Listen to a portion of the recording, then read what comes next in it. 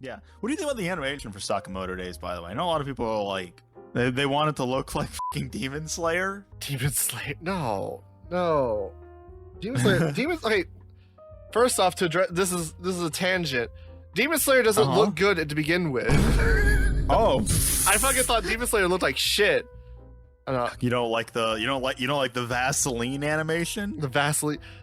There's so much like tweening and like Are you sure you didn't watch like a 60 FPS edit of the show? I'm 100% sure. But yeah, I think Demon Slayer looks bad to begin with.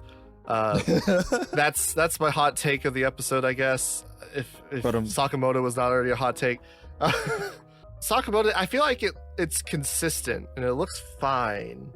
Aesthetically, it's, I don't want to say like interesting. I like it aesthetically. But it's like, not, yeah, it's also not like super out there. No, yeah, it's not necessarily. It kind of, to a certain extent, it looks like a more limited version of Mob.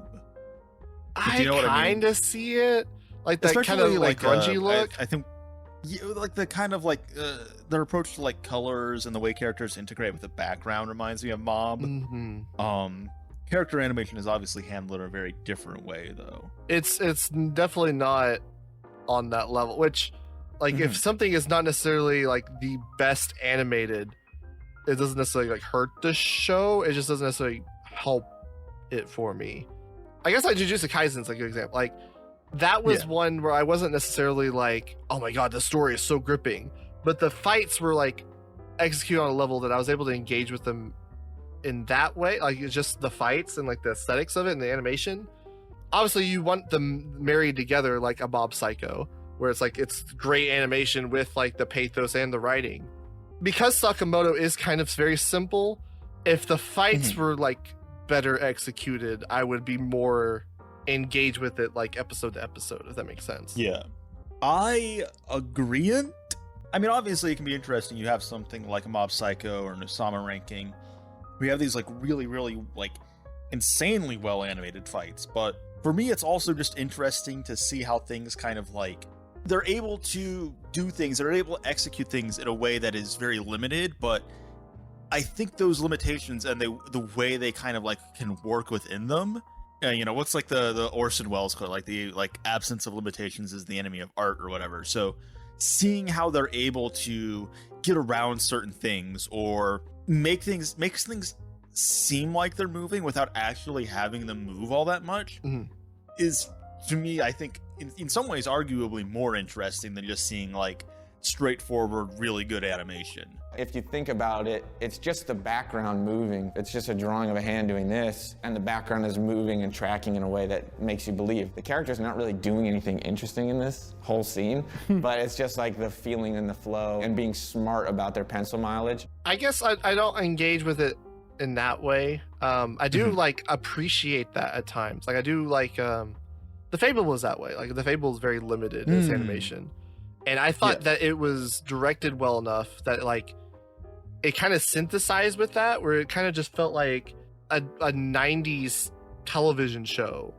It's like I said, like if it were cell animated, it would be fucking perfect. Like if it was cell, well, even I mean, I would say even something like Evangelion falls into that category. Like everyone talks about like the last 2 episodes of Evangelion have like shitty animation or whatever, but I think maybe I've talked about this on the podcast before. I was talking with Jaden of the Cynic Clinic, and he had an idea for a video where he would basically go through the first episode of Evangelion and the last episode of Evangelion, and basically count the number of drawings between the two. And his hypothesis is either like they would be about the same, or like the first episode of Evangelion would not have that many more drawings than the final episode. But obviously no one talks about the first episode of Evangelion looking like shit, because that would be fucking insane. You would be laughed at. So I mean, I think Evangelion's like a really great example in terms of like being able to cheat. Yeah, and even JoJo, I think, honestly does that well. All 3 of those, I think, are better directed. Yes, well, I think that's like the way that I think the best way to make up for, you know, a quote unquote lack of animation is to frame things in a very interesting way. Like Okitsura That Okinawa show ending the season, I think, is a good example of that. Well, for something like Story Sakamoto Days, utility. I would say maybe like you would just need to have like very striking shot composition, right? Yes. Yeah, I can definitely I can agree with that. You need more like him just doing a cool pose with like a very kind of interesting and dynamic sort of like shot composition, Like angle and stuff. Like even if it's not moving a ton, it doesn't need to, because there's already enough interesting visual information going on. because like right now it's kind of just like in the middle ground where it's like it's not poorly directed, it's competently directed, and it's not like super well animated. It's not like on a Jujutsu Kaisen or Mob Psycho level, but it's not right the great, like it's just well kind of middle. when you try to marry those two things too, like having like really hyper stylized direction and then also really elaborate character animation, is how you get fucking Momentary Lily. Listen, all right. It's like a fisheye lens, and all the hair is going everywhere, and it's like, this is too much. They animated every. That's like a Kenny title. They animated They every strand of animated hair. Every strand of hair.